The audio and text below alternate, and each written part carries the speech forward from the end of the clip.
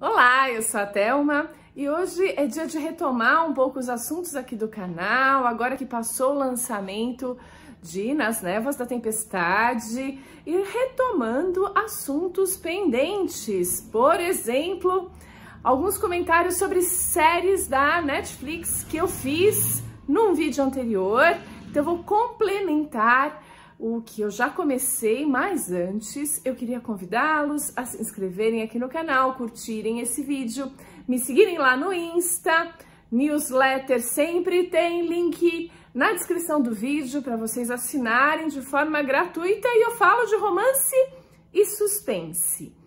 E hoje vamos retomar um pouco assuntos pendentes. Sim, eu fiz um vídeo anterior falando das séries que eu estava seguindo na Netflix. E naquele momento eu estava assistindo Marco Polo e estava na primeira temporada. E eu acabei pesquisando a respeito e descobrindo que essa série é lá de 2014, algo assim, que era para ser o primeiro grande épico feito pela Netflix, mas que isso não deu muito certo.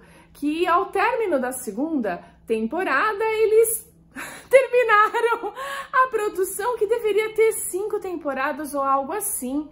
Termina tipo no final da segunda temporada, sem ter um capítulo que resuma o final, termina no meio mesmo, sem algum tipo de ajuste, digamos.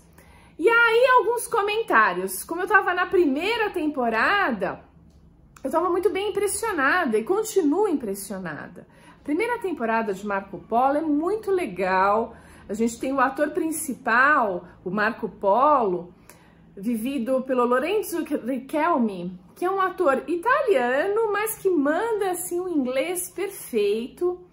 Um rapaz bonitão que vai vivendo essa vida incrível que o Marco Polo viveu. Aquele cara lá de Veneza, que vai pro Oriente e fica muitos anos viajando. E o que a gente vai entender em Marco Polo é que ele vai para a Mongólia, na época de Kublai Khan, o grande Khan, descendente de Gengis Khan. E a Mongólia é uma potência do Oriente, uma potência que a gente pode até dizer mundial, é que naquela época, a gente está falando de Idade Média, alguma coisa assim, não existe esse conceito mundial.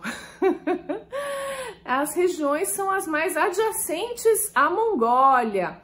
A Mongólia está em conflito com a China. E é bem interessante, é uma época um tanto bárbara em termos de comportamentos. Ao mesmo tempo que você observa que essa sociedade da Mongólia é bem desenvolvida em alguns aspectos, tem toda uma ritualística, tem alguns comportamentos bem louváveis, por outro lado você vê uma violência assustadora, o que é de se esperar. Se a gente tem violência hoje em dia, volta uns séculos atrás para ver o que acontece, né? A coisa fica feia, né? Bom, é isso que a série vai mostrar, o Marco Polo chegando na Mongólia e sendo capturado.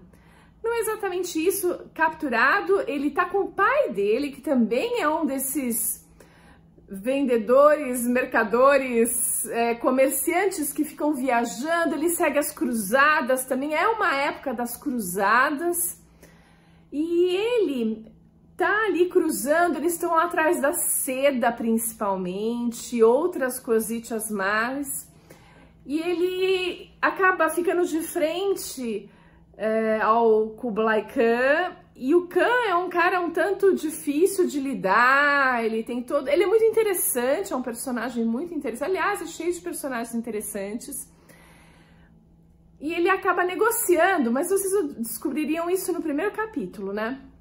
Que ele, para ter a passagem livre e continuar fazendo esse tipo de comércio, ele vai ter que pagar um preço por isso, o pai do Marco Polo, conversando ali com o Khan. E qual é esse preço? Que ele deixa o filho dele como um refém ali, como um pagamento, uma segurança. Ele deixa o filho que fica apavorado quando percebe que o pai está aceitando esse tipo de negociação com o Khan. Imagina como ele se sentiu desprestigiado pelo próprio pai. Pois é isso aí mesmo. E ele fica. E o que é muito interessante é observar como Marco Polo, ele é resiliente, como ele é adaptável, como ele vai lendo aquela sociedade que é tão diversa, tão oposta à sociedade que ele conheceu em Veneza, mas isso não é um empecilho, pelo contrário, ele vai se adaptando, ele vai lendo a personalidade, as características, as intenções de cada um, e o Khan, ele fica bem interessado nessa habilidade e vai começar a solicitar que ele faça relatórios do que ele está vendo, porque ele é um bom observador e tira conclusões muito acertadas. Então ele logo faz com que ele seja esse conselheiro, esse espião, esse olheiro. É bem interessante. Eu tô aqui falando um monte dessa série, então a primeira temporada é bem legal. Tem uma certa violência, sim, como eu já adiantei, mas tem enredo interessante. Para quem aprecia artes marciais, eu acho que é imperdível.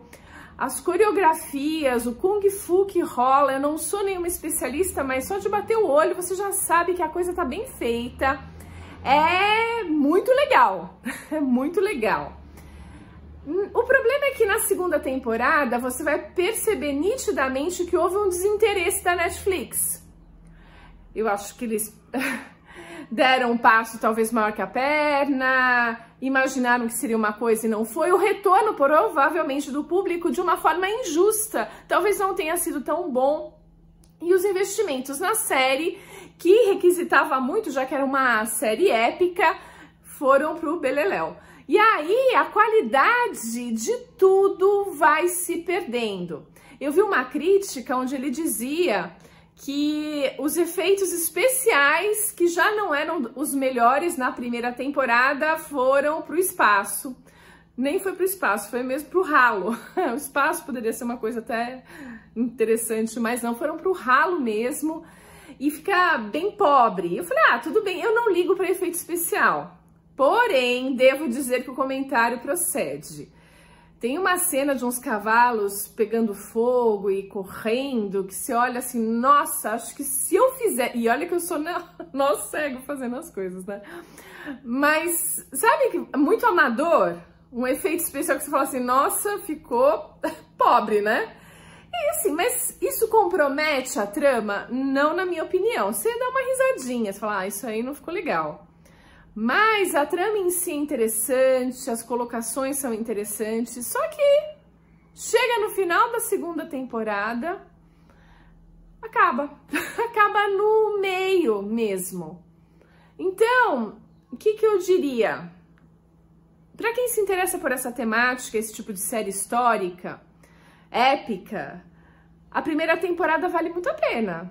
Pode assistir, mas não tenha expectativas nenhuma de ter uma sequência, e que essa segunda temporada, você pode assistir como eu assisti, é interessante, mas vai acabar ali e você não vai saber o final da história. É esquisito dizer isso, mas olha, é interessante.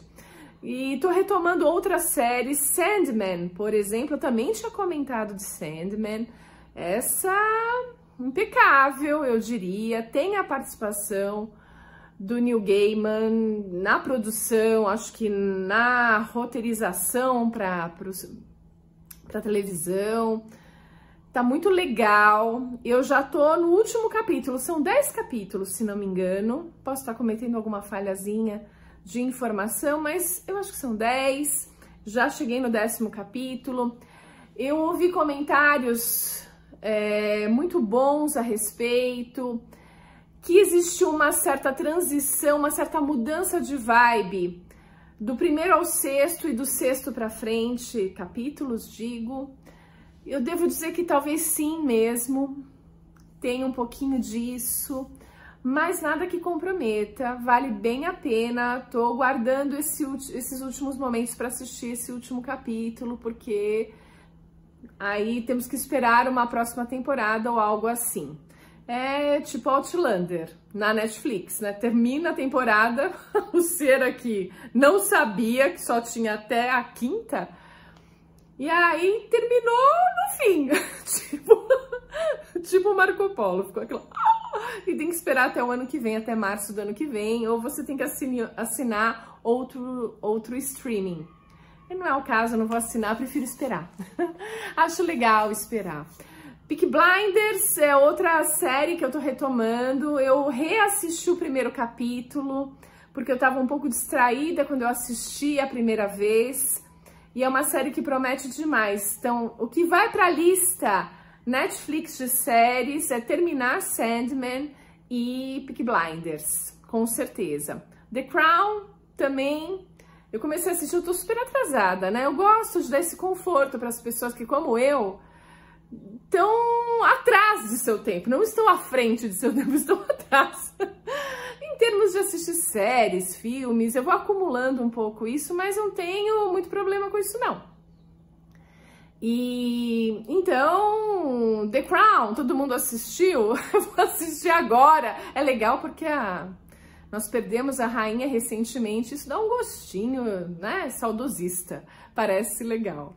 Enfim, gente, eu tô meio descabelada, tô com o rosto brilhando, eu tive que sair correndo para ser babá do meu cachorro, não, o cachorro da minha irmã, o Paçoca, ele precisou dos meus cuidados. Então eu tive que correr e voltar aqui e fazer o vídeo super rapidinho. Eu peço desculpas pelo improviso e pelo visual um pouco estabanado, mas eu fico por aqui e a gente se vê no próximo vídeo.